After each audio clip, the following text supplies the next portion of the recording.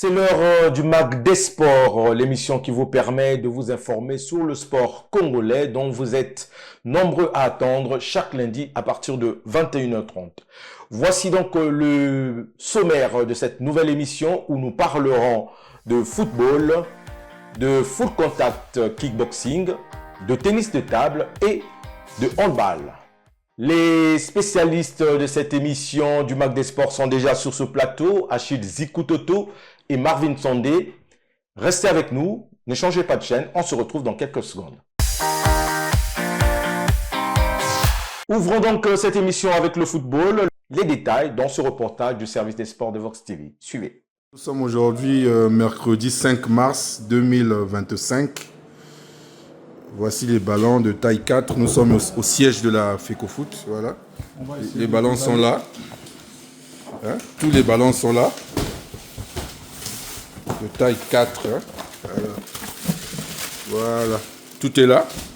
Pour cette voix en off, aux commentaires de cette vidéo, présentant un échantillon de carton de ballon, la rumeur de la vente des ballons offerts par la CAF à la Fédération congolaise de football est destinée aux écoles dans le cadre du championnat national scolaire est infondée. Dans la même perspective, un audio publié en ligne et attribué à un dirigeant d'un club. Les ballons manquants auraient été remis à plusieurs clubs du pays par la commission ad hoc.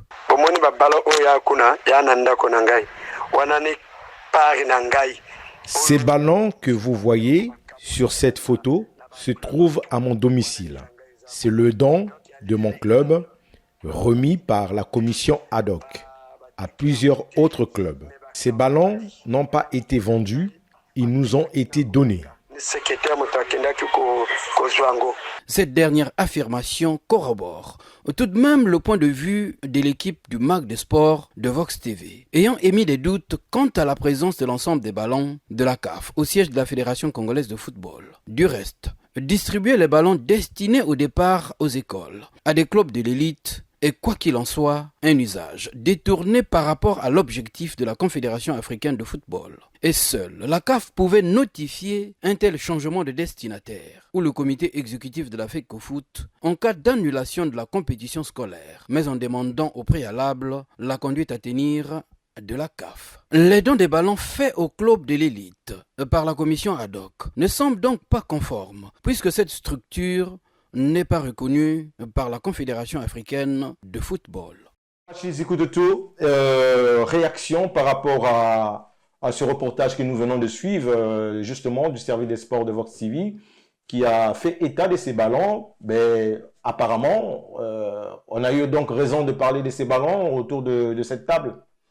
En dehors justement de cette vidéo que les téléspectateurs ont suivi dans notre reportage, il y a aussi un des dirigeants ayant reçu les ballons, qui lui-même est en train d'expliquer que les ballons sont chez lui, c'est la part qu'il a reçue de la commission ad hoc, que beaucoup d'autres clubs ont reçu également les ballons. Et là, simplement pour dire que, comme tu as dit, pour revenir à ce que tu as dit, oui, ces rumeurs-là étaient finalement fondées, les ballons ont été vendus ou non, nous ne sommes pas là à confirmer ou à infirmé, mais au moins ce que nous constatons, c'est que l'ensemble de ces ballons ne sont plus à la commission ad hoc. Oui. Les preuves ont été diffusées dans ce reportage, mais ces ballons se retrouvent auprès des clubs, certainement d'élite et peut-être d'autres divisions, qui est pour nous, comme on a dit dans le reportage, une façon d'utiliser ces ballons. Certainement, on avait souhaité changer de destinataire, donc ce n'est plus peut-être les écoles, c'est les clubs. En ce moment, ce n'est pas la commission ad hoc. C'est douloureux de rappeler les mêmes choses, qui n'est pas légal, mais c'est au COMEX, au comité exécutif de la Fédération congolaise de football, qui devait prendre la décision. C'est eux qui ont reçu de la part de la CAF. C'est eux, en cas certainement de cas de force majeure, annulation de la compétition, ils devaient pas s'en servir comme ils veulent, mais redemander à la CAF. Bon, la compétition scolaire a été annulée, qu'est-ce qu'on fait? Qu'est-ce qu'il faut faire? En ce moment, c'est la CAF, parce que c'est elle qui dote. Oui. Devait dire, bon, vous pouvez donner au club, voilà, mais en l'état, c'est simplement un usage qui ne correspond pas justement à l'objectif premier et par rapport à ce dont la CAF. Alors Marvin, comment toi tu réagis Bon, mais déjà, Dadé, je crois que les faits sont là. C'est clair que c'est un détournement d'usage. Oui. Ces ballons, au préalable, comme l'a dit Achille, étaient destinés aux écoles. Mais malheureusement, voilà, les destinataires sont devenus les clubs qui prennent part à un championnat qui n'a pas d'avenir. Donc là, je crois qu'il y a déjà, tout est déjà faussé à la base. Et aussi, on va quand même le rappeler, on va pas se fatiguer. Oui. Cette commission ad hoc, qui n'est pas reconnue par la CAF, n'avait pas le droit de se servir de ces ballons-là. Et puis, on comprend que dans la foulée, il y a cette envie de la commission ad hoc de montrer qu'elle a quand même, elle est quand même dotée d'un bon sens. Mais je crois que quand on s'engage dans de telles opérations, on doit venir avec des chiffres. Oui. Si c'est une forme d'audit de leur part pour rassurer les Congolais que les Surtout ballons... que tu l'as rappelé la dernière fois, qu'il fallait d'abord commencer par Nous eux-mêmes. savons qu'au départ, il y a eu 1000 ballons. Quand vous montrez quelques plus de 1000, échantillons de cartons, mais déjà là, quand on essaie de voir le nombre qu'il y aurait dans chaque carton et le nombre de cartons, ça va peut-être pas atteindre 200. Oui. Et donc là, rien n'est clair, rien n'est précis dans les chiffres. Ça veut dire que quelque part encore, il y a toujours en tout cas ce flou qui caractérise un peu la manière dont la commission ad hoc est en train de faire les choses. Ça veut simplement dire que c'est une commission qui ne sait pas trop bien, qui ne sait pas réellement ce qu'elle doit faire. Déjà que, comme on l'a dit, elle ne jouit d'aucune reconnaissance. Donc moi, j'insiste vraiment sur le fait que cette commission devrait cesser de mener ces différentes activités parce que plus elle essaie de faire quelque chose, plus elle le fait de façon vraiment maladroite. Et là encore, on témoigne cette affaire des ballons. Ce sont des présidents, voilà, qui se disent qu'ils ont reçu des ballons alors que c'était pas eux les destinataires. En fait. Ouais. Mais malheureusement, tout ce qui se passe est toujours en train de venir jeter, je dirais, la honte sur cette commission. Donc, c'est vraiment honteux de leur part. Il est temps vraiment d'arrêter avec toutes ces manœuvres qui se retournent toujours contre cette commission qui n'est pas reconnue et qui ne plaît pas dans sa façon de gérer les choses. Alors, changeons de sujet, messieurs, pour parler cette fois-ci de full contact kickboxing. La Fédération congolaise de cette discipline a ouvert la saison ce week-end avec les entraîneurs encadreurs de cette discipline. Les détails dans ce reportage.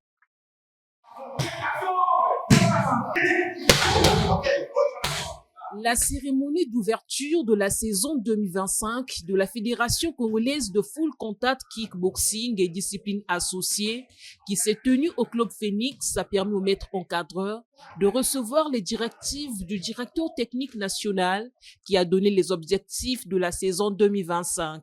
On vient de lancer la saison sportive de 2024-2025 pour déjà avec les activités qui vont venir à la longue.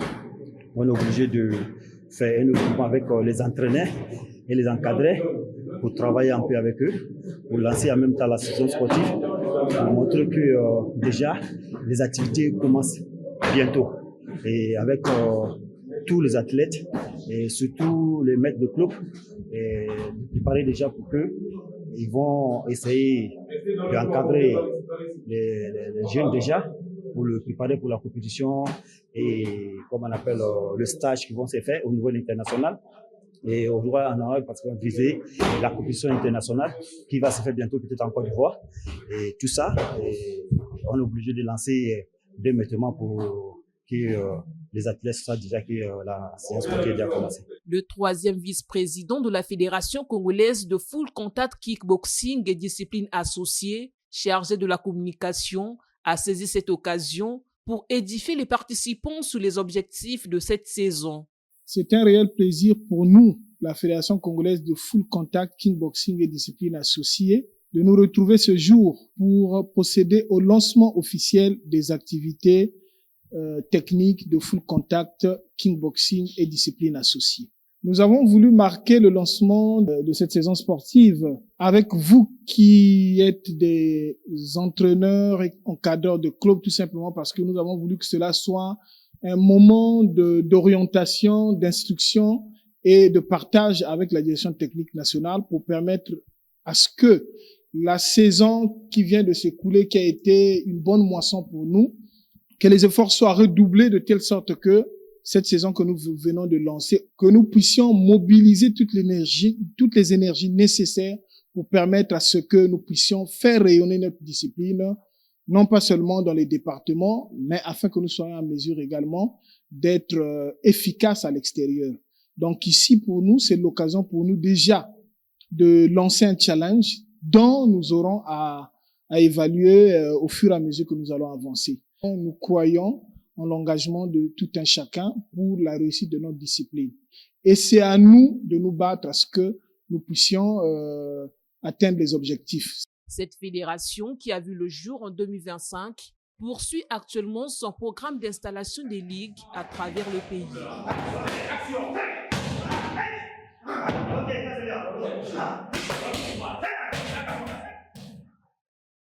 Voilà, rapidement, on fait le tour de table à chez Zikutoto. On a vu là donc le troisième vice-président chargé de la communication de cette fédération, Morel Ntalani, justement, qui a donné quelques directives de la saison. Qu'est-ce que tu en penses, toi, de cette nouvelle fédération, parce qu'il a vu le jour en 2025?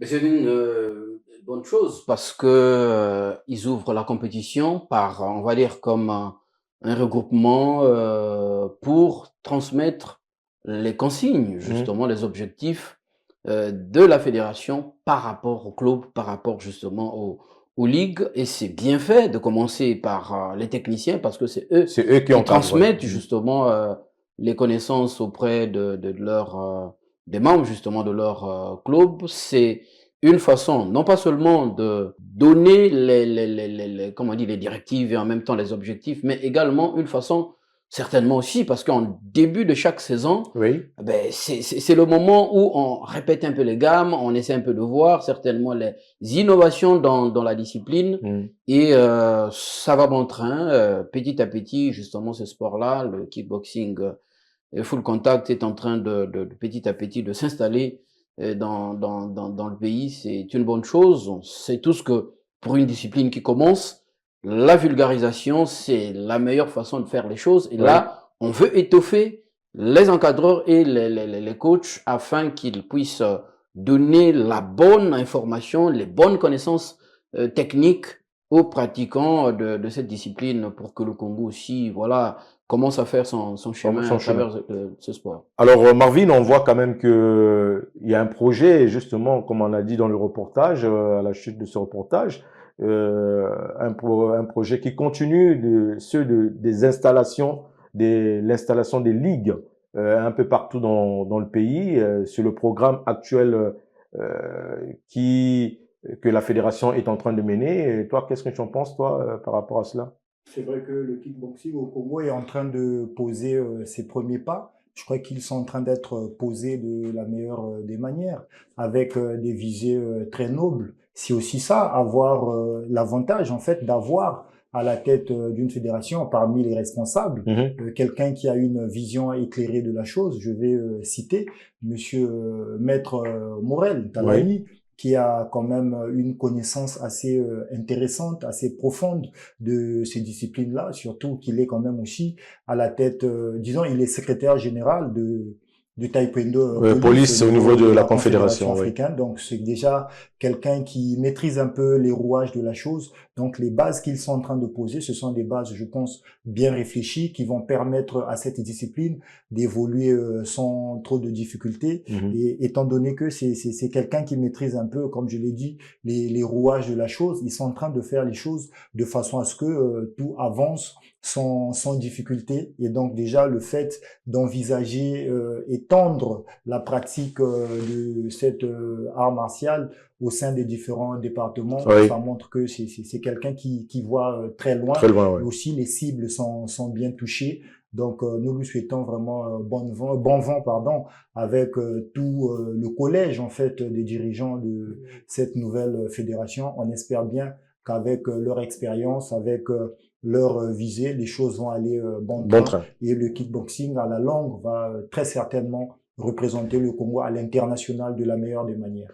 En tout cas, bonne chance à cette fédération. Nous allons maintenant parler de tennis de table. Il s'appelle donc Chris Binatiki, ancien capitaine des Diables Rouges, 10 fois champion du Congo. Et c'est l'un des pongistes qui avait gagné une des médailles et médaille de bronze lors des Jeux africains en 2015. Il était aussi champion au niveau de la zone 4, champion d'Afrique. Et actuellement, il se trouve maintenant en France depuis 2 ans. Dernièrement, il a fait une petite interview. Nous allons l'écouter parce que il y a quand même des difficultés au niveau de l'équipe nationale et ces joueurs-là qui évoluent de l'autre côté de la diaspora ne sont plus pris en compte par le nouveau bureau de la Fédération congolaise de tennis de table. On l'écoute et après on fait le débat. Suivez. La Fédération congolaise de tennis de table nous a abandonnés il y a moi et Michel. Moi, je joue au club de l'Ain qui est le club de Miribel qui est dans l'Ain, pardon. Et il y a Michel qui joue au club de Lyon. Donc, ça fait 2 ans que le Congo ne nous appelle pas par rapport aux raisons banales qui n'ont pas de sens. Moi, je pense que si les gens qui sont à la tête de la fédération, ils étaient là pour le bien du pays, ils devaient faire appel à nous. Actuellement, le tennis de table africain a pris de vitesse parce que à l'époque, je me souviens, il y avait que l'Égypte et le Nigeria qui jouaient en Europe. Les autres jouaient, c'était les locaux. Mais maintenant, tout le monde joue en Europe. Donc, aujourd'hui, si votre pays ne fait pas appel à vos joueurs diaspora, je pense que vous pourrez pas aller loin. Parce que moi, je m'entraîne ici. Je suis le meilleur joueur de mon club. Je vis grâce au ping-pong. C'est mon métier et c'est ma passion. Je fais que le tennis de table. Moi, je fais que le tennis, mais j'ai très mal quand je vois que le Congo a une compétition et vous appelez les gens qui viennent ici pour les études qui font pas le tennis de table. C'est vraiment déplorable. Et je dis, les gens qui sont à la tête de la fédération, ils nous ont abandonnés parce qu'ils n'aiment pas le pays. S'ils étaient là pour le pays, ils devaient faire appel à nous, pardon. Si vous avez un joueur qui joue bien, il est diaspora, les autres, ils jouent pas bien, vous pouvez jamais gagner parce que si vous prenez l'Égypte, le Nigeria, l'Algérie et d'autres pays qui ont des diasporas, tout le monde joue bien maintenant le tennis de table africain et maintenant le niveau est très élevé parce que nous, le Congo, on peut avoir un joueur qui joue bien, si les autres jouent pas bien, on n'aura pas des résultats. Voilà, messieurs, vous avez suivi justement Chris Binatiki, Marvin, une réaction par rapport à ces dires. Qu'est-ce que tu en penses?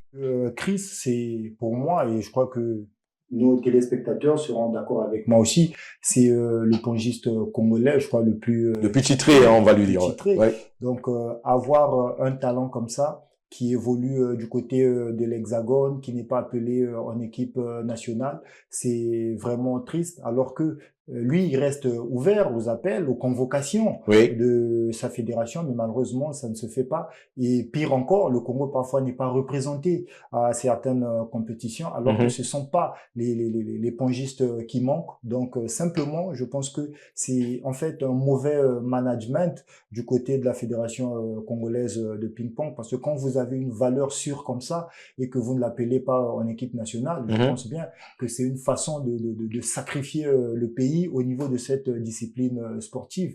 Et il signale encore un fait qui est très alarmant, qui est très criard, c'est le fait que à la place de ceux qui maîtrisent cette discipline sportive, ceux qui maîtrisent l'art, on appelle des étudiants qui n'ont jamais pratiqué cette discipline. Est-ce que le but, c'est d'aller faire honte au pays lorsqu'il est représenté sur la scène internationale? Donc, on se pose beaucoup de questions. C'est quand même assez regrettable pour quelqu'un qui a un tel palmarès, qui n'est pas appelé en équipe nationale. Il a du talent à revendre. Il a quand même son expérience aussi à faire profiter à ceux qu'il viendra rencontrer en équipe nationale, parce que c'est aussi un stimuli très important pour des jeunes qui évoluent par exemple au pays. Voilà, se frotter à un international qui arrive de par son expérience. Et surtout qui a commencé d'abord ici aussi. Il est parti du Congo avant d'aller faire ses preuves au niveau de la France. Et rappelez-le aussi, c'est quand même le meilleur pongiste de son club depuis qu'il est là. Et lui aussi, il aide on va dire, ses coéquipiers en fait à se surpasser. C'est ce qui est déjà bien. Et au niveau du Congo, malheureusement, un fils du pays qui reste ouvert aux convocations qu'on ne convoque pas. On se pose des questions, qu'est-ce qui se passe? Est-ce que ceux qui sont à la tête du ministère, ils ont pour objectif de faire la promotion de la médiocrité, des contre-performances? Je ne sais pas. En tout cas, il est temps, il n'est pas encore trop tard. Ils savent par quel mécanisme, par quel moyen contacter Chris, qui est l'une des valeurs sûres du ping-pong, non seulement au Congo, mais aussi au niveau de l'Afrique, parce que ses performances, ses preuves, en tout cas, il les a déjà faites partout. Alors, il est temps vraiment de faire revenir ce monsieur au sein de l'équipe nationale. Alors, Achille Kutoto, est-ce que ces garçons ne sont pas victimes de ce qui se passe actuellement, de cette guéguerre de personnalité qui se passe actuellement au niveau de la Fédération congolaise de tennis de table, avec monsieur Kuna et puis le président sortant Ewango, Wanga, je crois, si je me trompe pas. Ça fait quand même désordre quand on voit ces gens d'athlètes qui sont prêts à venir défendre le pays, mais on leur donne pas cette possibilité-là. Avant, on disait qu'on n'avait pas de pongistes en Europe qui pouvaient rivaliser avec d'autres. Mais là, il y en a deux, et pas les moindres. Ils sont... Hein? Alors Francis, c'est une réponse. La réponse la plus immédiate, c'est que le tennis de table est devenu une discipline quelconque. En République du Congo, alors qu'il y a quelques années, le tennis de table, en tout cas si je ne m'abuse, était dans le top 3 des meilleures fédérations en termes de résultats, organisation, de participation dans les compétitions internationales, aussi bien championnat d'Afrique, championnat du monde, les Open, tout ça, zonaux, et même justement comme tu dis les championnats du monde. Et le Congo rentrait rarement bredouille. Lorsque le Congo rentrait de ces différentes compétitions, on était toujours classé. On était généralement, surtout au niveau africain, on était, je crois, dans le top 3 à une époque. Et nous avons eu des Yang Feng, la Congolaise d'origine chinoise, lors des Jeux africains. Donc ce jeune Régis, je parle de Chris. Oui, Chris, Chris Bienatiki. Mais c'est la même génération avec les Régis Kiossi. Régis Kiossi, notre jeune d'Olivier qui a quasiment disparu des radars, qui ramassait aussi les médailles au niveau africain. Et aujourd'hui, comme tu as dit, je ne fais pas de discrimination. Nous avons Idou, qui est, on va dire... c'est le seul actuellement qui essaie de tenir la baraque. Qui se bat seul dans les différentes compétitions. Il a d'ailleurs été même aux Jeux olympiques. Mais Idou, excusez-moi de le dire, je n'aime pas la discrimination, mais c'est un enfant qui arrive au Congo, qui est venu d'un autre pays, qui arrive. Mais Chris Bienatiki, c'est quand même un enfant qu'on a pris, qu'on a formé au b.a.-ba du tennis de table, qui est aujourd'hui devenu un grand champion. Et donc, je dis simplement que c'est la déchéance. Je pense que tout est parti avec le départ du président Nzombo, qui avait mis la barre tellement haute que le président Okuna a essayé de maintenir un peu le cap. Et justement, je pense que les dernières convocations de Chris à l'époque du président Okuna, si je m'abuse, peut-être que je me trompe sur mes informations. Et donc, aujourd'hui, c'est la déchéance malheureusement de tout le sport congolais. Le tennis de table n'est pas une discipline à part. On parle aujourd'hui de la fédération, mais la fédération, nous savons que c'est l'organisation de cette discipline au niveau national. Les championnats nationaux ne se passent plus régulièrement avec l'accompagnement parce que c'est un sport élitiste aussi où il faut beaucoup de moyens. Beaucoup de matériel. À l'époque, justement, du président Nzombo, c'était un peu les sociétés forestières qui les accompagnaient. Même à Chine, il nous reste du pas président beaucoup de Okuna, temps. mais aujourd'hui, sans cet accompagnement-là, sans dénoigner la fédération, je pense que l'accompagnement du ministère des Sports devait faire une synergie avec, justement, parce qu'au niveau international, qu'on le veuille ou non, et sans accompagnement du ministère des Sports, on ne pourra rien faire. Ces jeunes-là, on va continuer à ne garder que leur vieille performance. Ok, nous allons maintenant, dernier virage de cette émission, nous allons parler de handball. Handball, il faut simplement dire que la Ligue départementale de handball sortant a déjà lancé le tournoi de mise en jambe parce que jusque-là, il n'y a pas eu renouvellement des instances au niveau de la fédération et ça retarde aussi tout au niveau de la Ligue, mais on a quand même lancé le tournoi de mise en jambe. Alors messieurs, comment appréciez-vous justement le début des activités au niveau de la Ligue départementale de handball de Brazzaville, malgré les choses qui se déroulent de l'autre côté de la fédération où l'Assemblée générale tarde encore à se refaire, on va dire, parce que la commission ad hoc n'est pas encore mise en place. Achille Zikutoto, qu'est-ce que tu en penses? La commission ad hoc, la commission électorale, voilà, je voulais dire, la commission électorale. Donc, Francis, autant pour moi. Simplement, il faut dire que le problème, la situation du handball congolais n'est pas aussi catastrophique comme en comparaison de la situation du football, parce que au handball, dans leur texte, ils reconnaissent les compétences de l'ACCAS dans la chambre d'arbitrage et de conciliation de sport en République du Congo. Donc la CAF sait que pour les litiges au niveau du handball, c'est au niveau national qu'ils commencent à les régler. Et donc c'est une question de formalité. Si on avait suivi le président Bolé du comité qui annonçait justement la mise en place. Le président Zikou dernièrement avait dit que c'est une question de formalité, certainement que les gens cherchent peut-être la perle rare, la personne qui fera l'unanimité. Qui fera l'unanimité entre les deux parties. Commission électorale. Alors, pour ce tournoi, non. Pour l'instant, ce tournoi-là, c'est simplement parce que la Ligue départementale essaie d'évacuer les affaires courantes. Oui. Ce n'est pas un championnat. Oui, oui. Ce n'est pas un championnat. Voilà la vraie appellation. C'est un tournoi de mise en jambe. Ouais. Pour donner du temps au club. Et d'ailleurs, ce tournoi est co-organisé entre les deux plus grands clubs de handball féminin, donc la DGSP et Asoto avec la Ligue départementale, pour faire de sorte que les joueurs aient savoir déjà des matchs en jambes. Voilà, des matchs en jambes, de telle sorte que dès que la situation se décompte, et puis après ils auront au moins, voilà. 2 minutes, Marvin, ton avis? Tournoi de mise en jambe, je crois que l'initiative en soi, elle est quand même bonne. Hein. C'est une façon de ne pas rester muet du côté de la Ligue. Et puis, je crois que c'est vrai que l'attente est un peu trop longue. Donc, pour ne pas que certains clubs puissent un peu se dire que voilà, tout est peut-être fini, on leur fait quand même comprendre qu'il y a quand même de l'espoir, même si la date de la prochaine AG n'est pas encore tombée. Mais du côté de la Ligue, on montre quand même qu'il y a cette volonté de ne pas faire une année blanche. Que voilà, le handball n'est pas une discipline sportive morte au Congo. Donc ça permet, je crois, aux joueuses et aux joueurs qui vont prendre part à cette compétition de toujours, d'une manière ou d'une autre, garder leur forme en attendant que tout se précise et en attendant que tout démarre de façon officielle. C'est par là que je mets fin à cette émission, mesdames et messieurs. Merci à vous de nous avoir suivis, car vous êtes tellement nombreux dorénavant à suivre cette émission chaque lundi à partir de 21h30. Au revoir et bonne suite de programme avec Vox.